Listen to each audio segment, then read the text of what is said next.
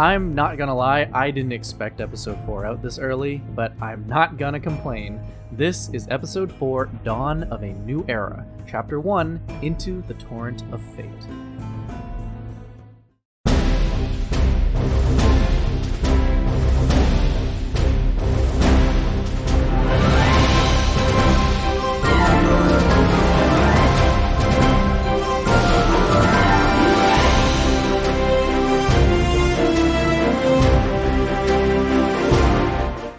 We begin with a short prologue of Charles telling Iseria that he has a bad feeling about the true intentions of the Eastern Empire, and about how their evidence for finding the Summer Sword was far too accurate at their meeting. We'll see by chapter 10 if Britannia ends up sending a fleet of ships over to assist Ras like they always seem to do. Although if Charles is going to make an appearance at all, I'm all for it. We then switch to Ras, Archie, and Mercedes, who have boarded a ship heading east. Ras mentions how he and Archie have not interacted with the East since before the Archdemon War, which makes sense considering how Lunaris would have erected her barrier and cut Britannia off from the rest of Orbis. Archie, of course, is only fixated on all of the Eastern snacks available, to which Ras, of course, scolds him. Apparently, the Emperor requested that Ras return the Summer Sword to them in exchange for joining the global alliance that Ras has attempted to create. Although, to be fair, Ras, after Eureka, you have medieval knights, dragons, and an entire nation of androids at your disposal that can drop a nuclear bomb on anyone. Not quite sure how a bunch of samurai are going to add to that at all, but all I'm saying is that these swords better have some celestial origins. Anyways, changing gears from following Ras around, because even Smilegate is bored by now by how Ras deals with problems, we meet Aiden, a young angsty orphan girl who was taken in by the Master of the Summer Shrine at a young age in South Thurinhand, a port city on the southern tip of the eastern continent of Natalon. She has been experiencing a dream where a familiar voice speaks to her. Suddenly, she is interrupted from her thoughts and is instructed to go into town and collect groceries for a ceremony that is taking place for mysterious visitors from the west. After some chiding, she finally makes her way to the market, fantasizing about meeting people from the west as she collects supplies. By the harbor now, Ran finally arrives by boat, immediately scanning the area for any traces of the delegation, and more importantly, Ras. The harbor appears to be rather empty, which is odd if the delegation from the west had already arrived. He concludes that they must have docked somewhere more hidden. As he makes his way into the market, he senses a strange energy, and then bumps into someone, causing all of their groceries to spill onto the floor. He senses the Winter Sword respond and instinctively draws his sword and points it at the girl, who coincidentally is Aiden. Ran apologizes, but Aiden requests that he take responsibility for all of her groceries now rolling all over the street. Suddenly, a band of thugs appear and declare their revenge on Aiden. Ran, seeing an opportunity, dispatches the thugs with a few well-placed cuts to Aiden's surprise. She decides to offer him help on finding whatever it is he's looking for, judging from his clothing, or lack of clothing. Ran questions why she wants to help him, and she responds childishly that she thinks it will be fun. Yes, the reckless, outgoing protagonist that gets roped into a wild plot trope. Well done, Smilegate. Heading off, Aiden informs Ran that a new emperor named Zio is ruling Thurinhand, and that he is even younger than her. However, because he is so young, his advisor and shaman hold true power. The strange part is that there have been several emperors over the years, but the advisor has remained the same. Not only that, but the appearance of the advisor has not changed for at least a century. Has Orbis even been in existence for a century?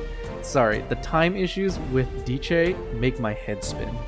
Aiden specifically notes that all of Thurinhand describes the advisor as like a graceful crane with blue eyes, and he wears half-moon earrings, which causes Ran's brow to twitch. After speaking with Aiden's informant, they determine no new information from what Ran has already deduced. Aiden finally asks why Ran is after the delegation, and Ran says that he is getting something back. Aiden reveals that the delegation is supposed to meet at the Summer Shrine, to which she was buying groceries for. She tells Ran that he will not be allowed to enter, but Ran presents her with an ancient permit that he believes will allow him entrance. As they make their way through the harbor, they are spotted by the same thugs as earlier.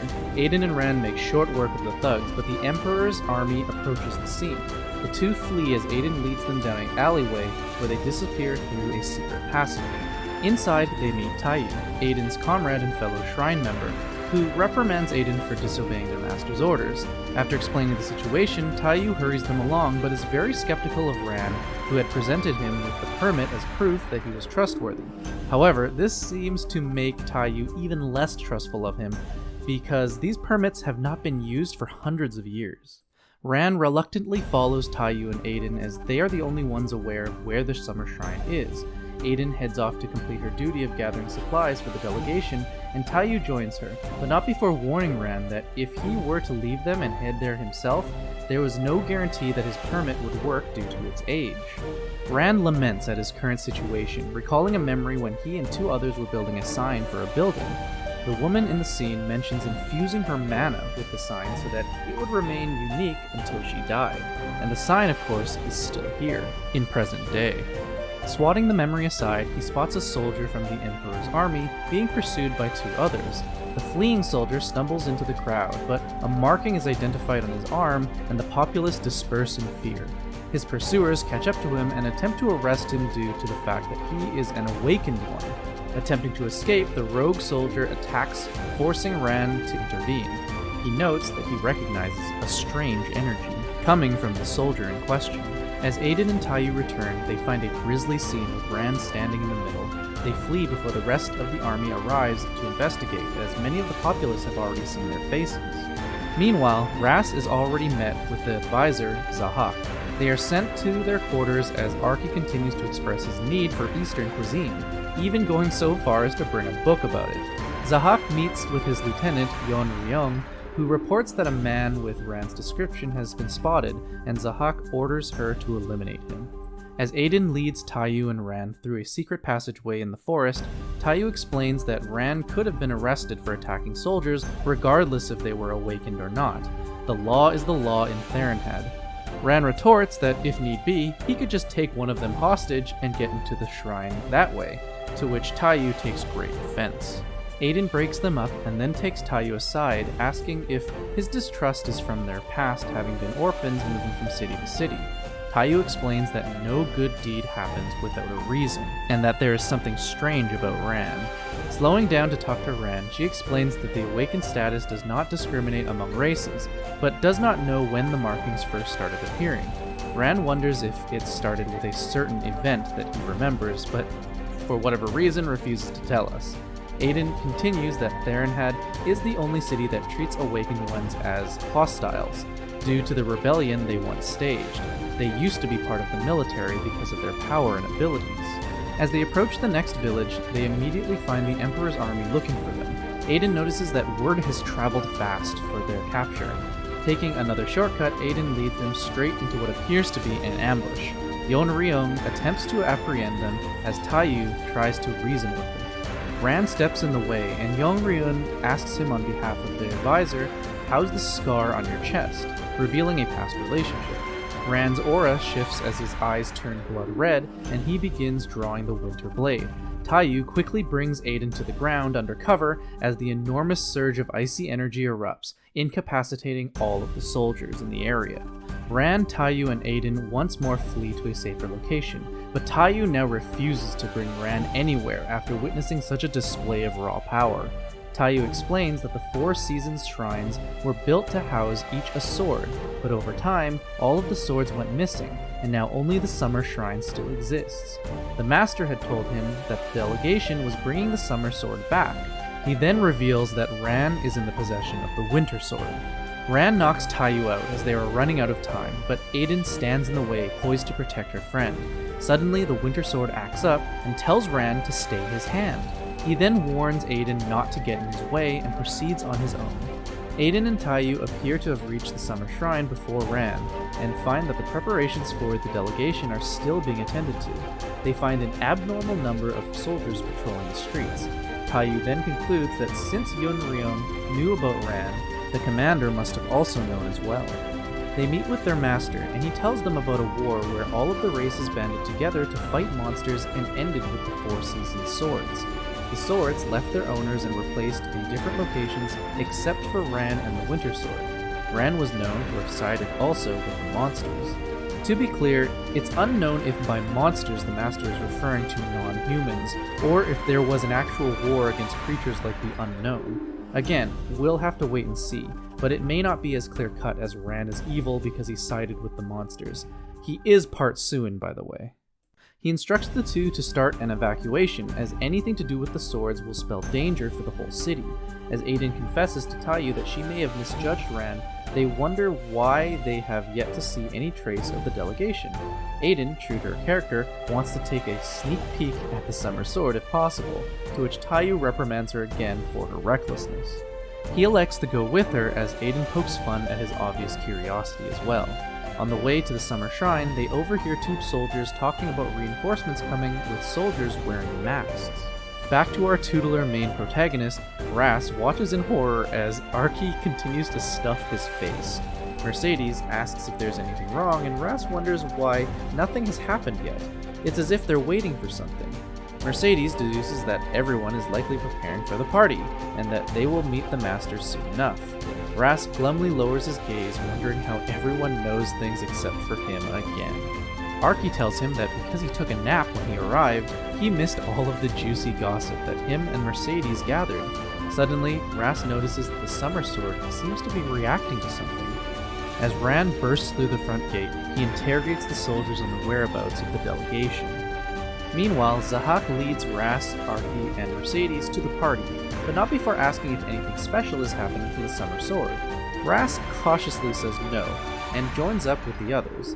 It would appear that only their delegation is present, and Ras wonders where the attendants of the shrine are. Not sure if Ras knows how to take a hint. Zahak watches the party as one of the soldiers barges in and informs him that the front gate has been breached. Zahak orders him to gather the soldiers to protect the main hall. Zahak then turns to another person in the room and scolds them to make no more mistakes.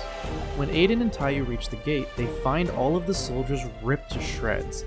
They find the second Master heavily bleeding, who tells them that the Master is still inside. Rushing in, they find the Master, Ran, and a masked soldier. Ran slams the soldier down, incapacitating them as he turns to Aiden. She berates him for going back on his morals and killing all the soldiers outside. Aiden and Taiyu attack, but are no match for Ran as he swiftly parries their assault. As he goes in for an attack of his own on Taiyu, Aiden steps in and Ran is again forced to stop. He finally begins to realize why the Winter Sword is so hesitant to strike at Aiden. The Master finally comes to and instructs Aiden and Taiyu to stand down. He explained that it was the masked soldiers that had killed the guards, and would have killed him too if Ran had not arrived when he did. Ran tells them that the Summer Sword cannot fall into the hands of Zahak, and that he is searching for Ras El Claire. Suddenly, there is an explosion nearby. Ran immediately dashes off, and the Master instructs Aiden and Taiyu to follow him. As Aiden runs off, the Master hands Taiyu a sealed letter, and tells him that when he is ready to read the letter, it will be of great importance. Yeah, I don't think you could have made those instructions any more vague. In the ballroom, all of the normal soldiers appear to have been replaced by masked ones. Then, one by one, people begin to collapse. As Arky and Mercedes begin to feel tipsy, Zahak appears and arrogantly asks Ras if he enjoyed the food he prepared. He informs Ras that he knows about his identity and that the Emperor has changed his mind regarding the deal. Zahak is just going to take the sword by force. Ras quickly summons his strength and creates a signature dirt wall with reinforcing vines to block Zahak, but cannot continue for much longer as his energy is being sapped from the poison. Zahak orders his masked soldiers to find and retrieve the Summer Sword once they have breached the dirt wall. Ras hastily devises a plan and has Mercedes funnel some energy stored within her into Arky, who then transforms into his wolf form, and they flee out of the ballroom. Just then, Aiden, Taiyu, and Ran infiltrate the ballroom but do not find Ras's body, so the Summer Sword must still be safe. They discover that the delegation was poisoned, and Ran, filled with anger, leaves to find Zahak to end things. Taiyu and Aiden resume their search for Ras as Ran continues dispatching the masked soldiers one after another in a fit of rage. Ras and company make their way through the shrine until they reach a locked door. As the soldiers catch up to them, the door suddenly opens and Taiyu and Aiden come to their aid. They explain that the master of the shrine sent them. Aiden mentions Ran, and Ras wonders where he went. Aiden leads them to another secret passageway that leads out of the shrine, which was once an old escape route back when this area was once a military facility. Just as Aiden unlocks the door, Zahak strikes from within. Ras is able to protect Aiden, but in the process is caught by Zahak's blade. As Ras questions Zahak's motives, Ran storms in and questions how Zahak is still alive. Zahak declares that Tayu and Aiden are the last survivors of the shrine, causing Aiden to lament, knowing that the master has now been killed. Ran is able to subdue Zahak, but is caught off guard in the process. As the masked soldiers gang up on Ras, he fights to defend the summer sword, but the sword gets tossed to the side right next to Aiden. She is incredulous, spouting out hopeless sentiments on how cursed she and Tayu are. Everywhere they go, people die, and now even their master is dead. Aiden reveals that they are from the north where war was commonplace. Even if they protect the summer sword, they will remain cursed to run. Tayu urges her to take up the sword and tries to reason with her on how long they can run for. Now is the time to act.